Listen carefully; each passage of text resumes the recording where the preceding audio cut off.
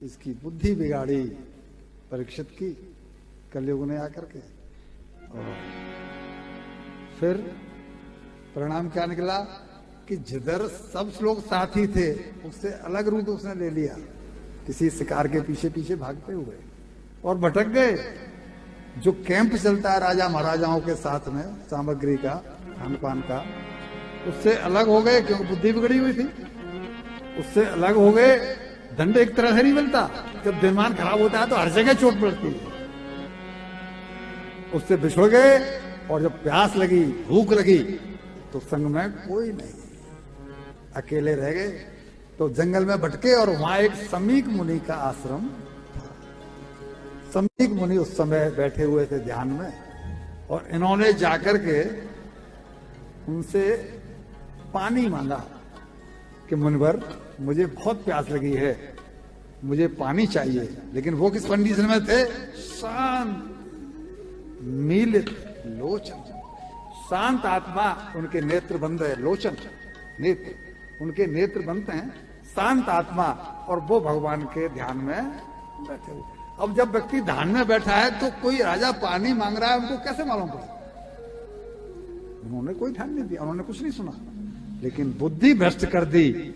तो राजा के मन में क्या आ रहा है? जो ब्राह्मणों को अपना इष्ट मानता है पांडव परिवार, वो ही परीक्षित कह रहा है कि लगता है ये साधु मैं राजा हूं, मेरा सम्मान नहीं करना पड़े, इसके लिए ढोंग कर रहा है। इसने आंखें बंद की हुई हैं, मन मैला हुआ, बुद्धि मैली हुई, क्यों? कलयुग का प्रभाव है। और परिणाम क्या हुआ कि खींच गए, नाराज हो गए। तो संत का तो और तो क्या दंड देते? गुस्सा में, खींच में एक मरा हुआ सर्प पड़ा था, वो अपने धनुष से, तीर से उठाया और उनके गले में।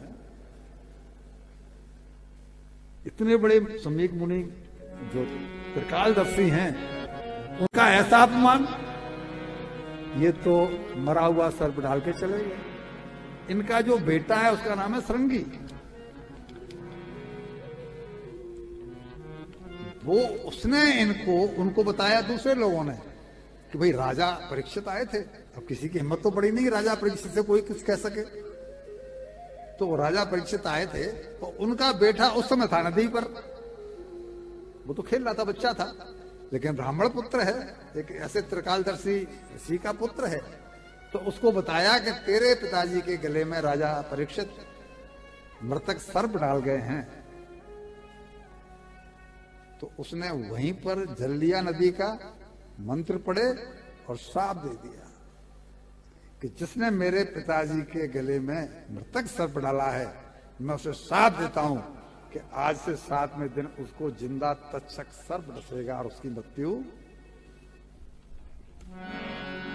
परिणाम कलयुग के संग रहने का परिणाम। कलयुग जब हम पर सवार होता है तो स्थिति कहां तक पहुंच जाती है? जूते हमें पहन लेने चाहिए। हम बच सकते हैं, लेकिन ये ध्यान रहे कि हमें अपना बचाव खुद करना है, कोई किसी का नहीं करेगा। पति अगर बिगड़ा हुआ है तो पत्नी का मतलब ये नहीं है कि वो ऐसी पतिव्रता हो जाए कि जैसा भी ला रहा है, जो भी ला रहा है, कैसे भी है, और फिर उसे टोका टाकी नहीं करे। पत्नी अगर कुछ ऐसी वैसी है तो पति अपना रास्ता अलग सुन ले, कोई किसी के काम नहीं आएगा। मृत्यु के समय पंडित जी ने बीच में आया है, कोई न साथ।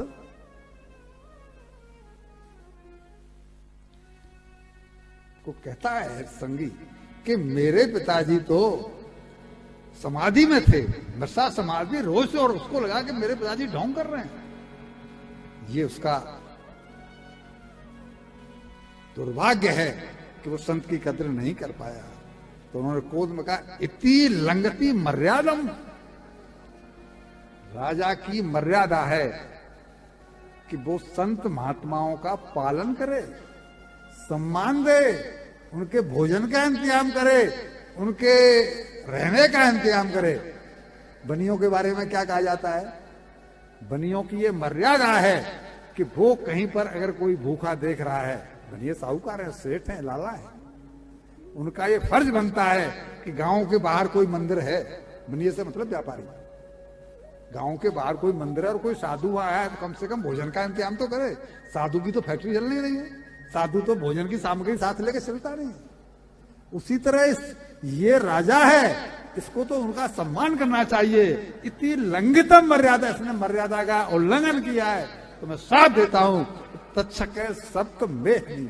आज से 60वें दिन उसको तत्सक नाग 10